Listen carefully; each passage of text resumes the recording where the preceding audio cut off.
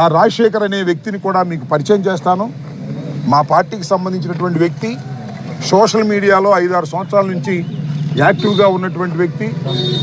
ఇతను రాజశేఖర్ నగరికల్లుకు సంబంధించినటువంటి మా సోషల్ మీడియా వర్కరు. మేము ఎతికాం న్యాయవాది అందరితో చూసి, ఒకవేళ ఎఫ్ఐఆర్ ఎక్కడన్నా ఉందేమో, ఆ ఎఫ్ఐఆర్ ఉంటే ఆ ఎఫ్ఐఆర్ ప్రకారం చేద్దాం. ఎక్కడ ఎఫ్ఐఆర్ లేదు. మరి కొత్తగా పెడతారేమో నాకు తెలియదు.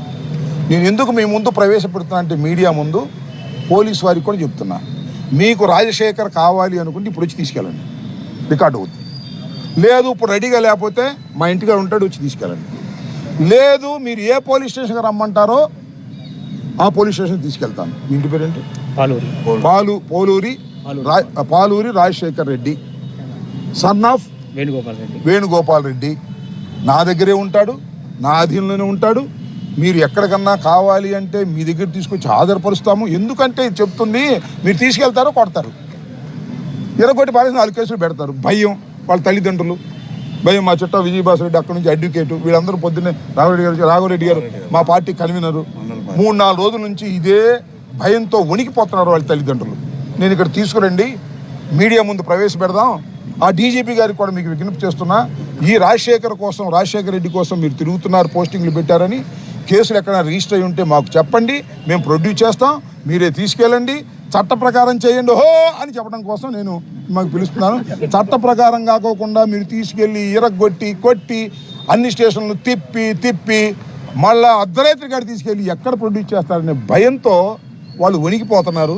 ఆ భయాన్ని పోగొట్టడం కోసం రాజశేఖర్ని మీ ముందే ఇప్పుడు దాకా దాక్కుని ఉన్నాడు, ఎక్కడెక్కడో తిరిగాడు.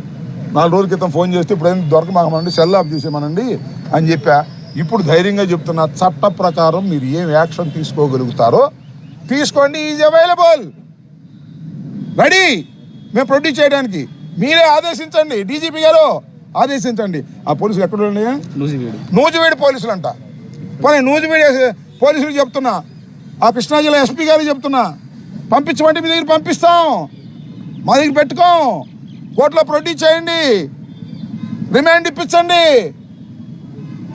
బొక్కలో వేయండి. అదేగా మీరు చేసేది, బొక్కలో వేస్తామనేది వేయండి.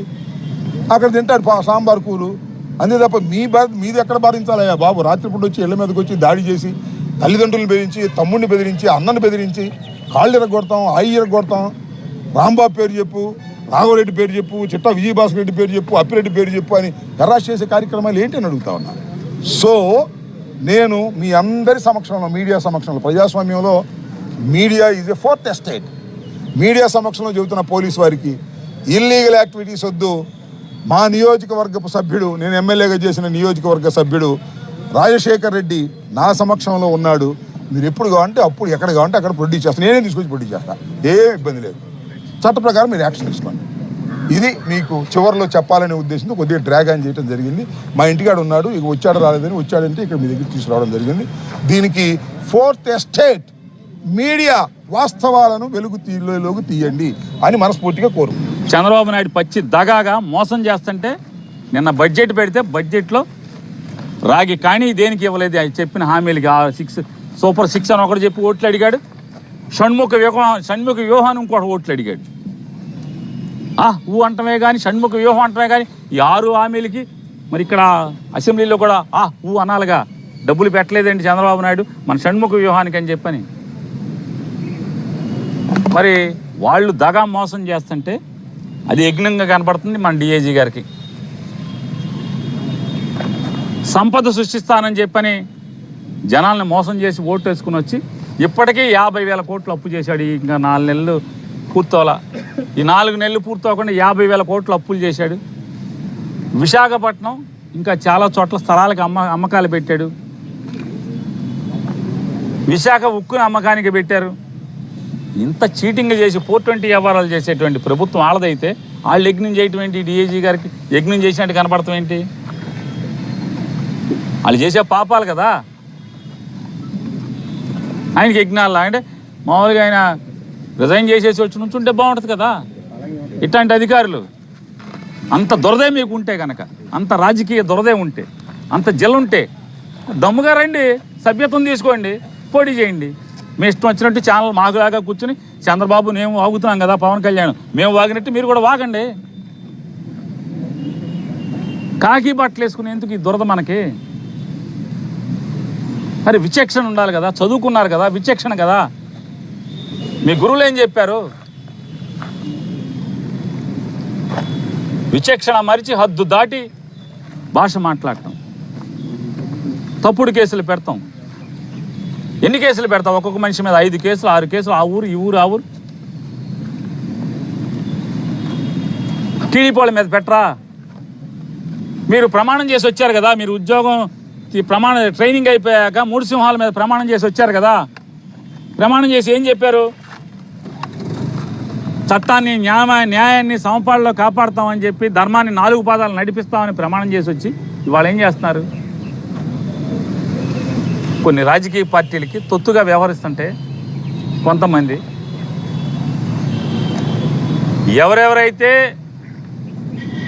ఖచ్చితంగా మీరు బెదిరింపులు అనుకోండి, లేకపోతే హెచ్చరిస్తున్నాం అనుకోండి, ఎవరెవరైతే అక్రమ కేసులు బనాయించారో, తప్పుడు కేసులు బనాయించారో, ఆ పోస్టింగుల్లో అసభ్యత లేకపోయినా కూడా కేసులు పెట్టారు. ఎవరెవరైతే కొట్టారో, ఈ తుళ్ళూరు డిఎస్పీ లాగా దుర్భాషలు, అమ్మల తల్లుల్ని భార్యల్ని బూతులు తిట్టారో, ఈ తిట్టిన వాళ్ళందరినీ కూడా ఖచ్చితంగా భవిష్యత్తులో మీరు చట్టపరమైన చర్యలు ఎదుర్కోవాల్సిన వస్తుందని చెప్పి కూడా హెచ్చరిక చేస్తున్నాం.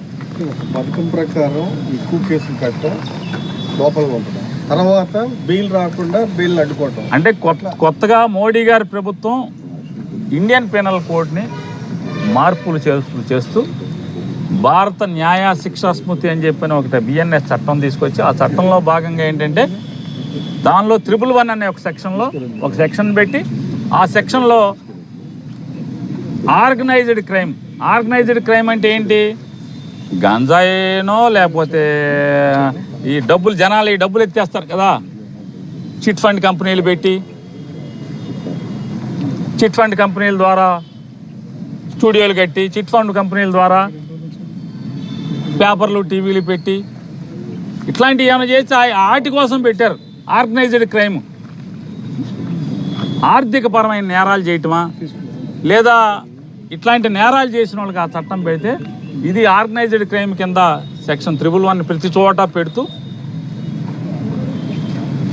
ఇలాంటి తప్పుడు కేసులు బనాయించే కార్యక్రమం ఇవాళ ఎక్కాలు నువ్వు నేర్పిస్తే ఎక్కాలతో ఆగదు కదా.